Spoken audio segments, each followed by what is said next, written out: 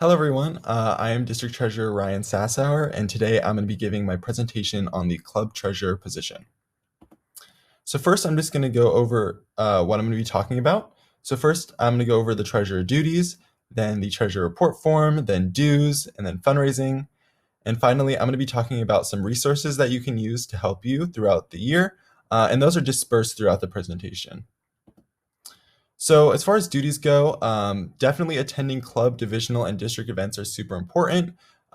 Continue attending service events, all club meetings, DCMs, and then for district events, fall rally and DCON, it's super important to promote the district to your members. So going to DCON and fall rally showed your members that you can continue past club board, and it might inspire them to run for future positions later. Other duties include managing your fundraiser tracker if that is continued next year. You must budget all your items. So obviously each school does finances a little bit different, but you want to make sure that your club obviously isn't spending more than it's earning. And also if your school has any other financial rules, you must follow all of them because obviously school rules come first. So this is what the fundraiser tracker was like this year. It should be the same as it will be next year, but I am not sure how it's going to be. As you can see on the left, it's organized by all the clubs or in the respective division, and the club status is in the next column. So that is if your club has paid their dues for the term. Club dues are due on December 1st, so most likely it'll be unpaid for a good portion of the term, but don't worry, that is totally normal. And then on the right, there's a bunch of useful links. So there's the fundraiser tracker tutorial video. There's a blank fundraiser tracker in case you lose yours, which you shouldn't. But then as well, there's the treasurer starter pack and the ultimate guide to being a treasurer, which has a bunch of useful information if you're ever stuck, have a question, anything you need to know. This is an example of a fundraiser tracker. This is the Fountain Valley fundraiser tracker. So as you can see, there is a lot of stuff here, but it looks more complicated than it actually is. And the fundraiser tracker tutorial video has everything you need to know about the fundraiser tracker and all of its uses. So make sure to watch that. Next, we have officiating monthly fundraisers. So every club does their fundraisers a little bit different, but I recommend doing a fundraiser each month, and that fundraiser can vary in size. So for example, having a lot of fundraisers, like if you had a fundraiser every week, that would be too often because members wouldn't be inclined to attend. But having monthly fundraisers seems like it's a good separation from the last one, so members can feel like there's some variety.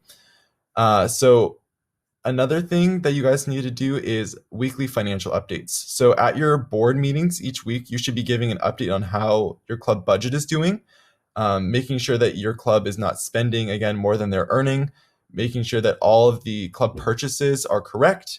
And you can keep track of that on your own, or you can do it with your ASB bookkeeper, or however you organize your money with your club. But as far as fundraising goes, I would recommend to vary your fundraisers, like I said earlier. So having a restaurant fundraiser one month and the next month maybe planning a summer luau or something of that sort. So your fundraisers aren't the same each month. So if you're having trouble coming up with fundraiser ideas, you can check out the seasonal fundraising manual. So the one shown here is from winter 2020. And I don't know if there are going to be more editions of the seasonal fundraising manual next term, but you can definitely still use the ones from this past term because all of the information is still relevant and accurate. So it includes a bunch of different fundraisers that are themed towards that season, and it also has step-by-step directions on how to put on that fundraiser. So some more duties include contacting school administrators, local businesses, and other providers. So for school administrators, you want to make sure that you're very transparent with how your club is going to be doing things. So like I said earlier, you need to make sure that you're following all school rules, and that includes money management. So if you go through your school ASB, for example, you want to make sure that your ASB bookkeeper understands the dues process and how your club will be collecting dues and sending them out. And then local businesses. If you're contacting a local business, like a restaurant for a fundraiser or a sponsor, you want to make sure that they understand completely what organization KIWIN'S is and what you are going to be doing. Some more things just to know, like I said, and have been stressing throughout this entire presentation, knowing school fundraising rules is super important because it is essential to maintaining financial success and everything that has to do with finances. And if your school, or excuse me, your club organizes their funds through their Kiwanis, you want to make sure that you're following all the Kiwanis fundraising rules. And then, like I said, knowing local businesses is really important and can help your club have some really successful fundraisers. So the last main duty, I should say, is you want to make sure that you're speaking with everyone on a consistent basis, especially your faculty or Kiwanis advisor and your club board members, because that's going to really test how successful your club is going to be. You want to make sure you have a solid line of communication with all of your club board and your faculty advisor. And then as far as the district board goes, you want to make sure that you're up to date with what the district treasurer is doing. They'll be sending out a lot of resources for you, and obviously the TRF, which I'll be getting to in the next slide, is super important, and you want to make sure that you're up to date with everything the district treasurer is doing. So as I was talking about earlier, the TRF, or the treasurer report form, is something that is going to be due, or this year it was due bi-monthly. I'm not sure how often it's going to be due next year, but it's basically the way for the district treasurer to keep in touch with what your club is doing as far as fundraisers go and finances and how you're doing as a club treasurer yourself. They're pretty easy to fill out. They're just a Google form, and they are going to be released on the officer Facebook page. The next thing I'm going to be talking about is dues. So dues are paid through the Membership Update Center. The link to the Membership Update Center, if you did not know, is keyclub.org/MUC. The Membership Update Center is super important, and you should be working with the club secretary to fill it out. It is where you insert all of your new members for the term, as well as delete all the old members. So it is essential to fill out the MUC each year, and it can be filled out multiple times throughout the term. And you are definitely going to want to watch new or previous MUC tutorials. You can just go to the KIWIN'S YouTube channel to find some. And if there are going to be more this year, definitely watch them. All right, so the last thing I'm going to be talking about as far as dues go is having a plan. So dues, as I said before, are due December 1st, and early bird dues are due November 1st. So that means that dues should be sent out by the second to last week of October.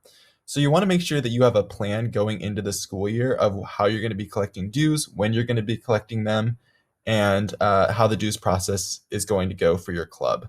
And there's a lot of resources out there for dues, and I'll get into that a little bit later. So fundraising, you want to know the rules of fundraising. So public fundraisers, so these are ones that are open to the public, 50% or more of the raised funds must go to charity. And so that can include the Pediatric Trauma Program, the Thirst Project, any of our preferred charities, but those two are the ones that KIWIN'S donates to the most. For club funds, or club fundraisers, I should say, you can choose how much you want to go to charity because it's only open to your club. So you could have 100% of the proceeds go to charity, or you can keep it all for your club. And the money that you keep for your club in club funds must be used for your members' benefits. So what I mean by this is the club funds that you raise during that term should be used for the members in that term. If you raise a ton of money over one term and then you don't use it on those members, and those members graduate or leave the club, it's unfair to keep all that money from them. So we recommend that the money that you put in your club funds, so for example, for a DCON transportation plan, that you use it that year for DCON transportation unless something comes up. You must develop a plan for fundraising. So again, there's a bunch of materials out there that you can use. from the district. So like I said, the seasonal fundraising manual and the link to the winter one is bit.ly/wintersfm 2020. There's a bunch of different resources out there. I don't know what the next district treasurer is going to do, but there will be resources for you to use, and you should definitely utilize them. But you want to develop a plan. So you want to know, what size fundraiser do you want? Do you want a small, medium, large? What are you looking for to get out of the fundraiser? Do you want other organizations to be involved? Do you want it to be held at another organization? Those type of questions you should be asking yourself when you're making a fundraiser. All right, so that is the end of my presentation, but really quick, I wanted to say about the dues resources. There are a bunch of different YouTube videos out there made by CNH KIWIN'S. So this year, we made a MUC tutorial video as well as a dues webinar. So definitely check those out when you are getting towards the dues process. So end of August, beginning of September, you definitely want to take a look at those.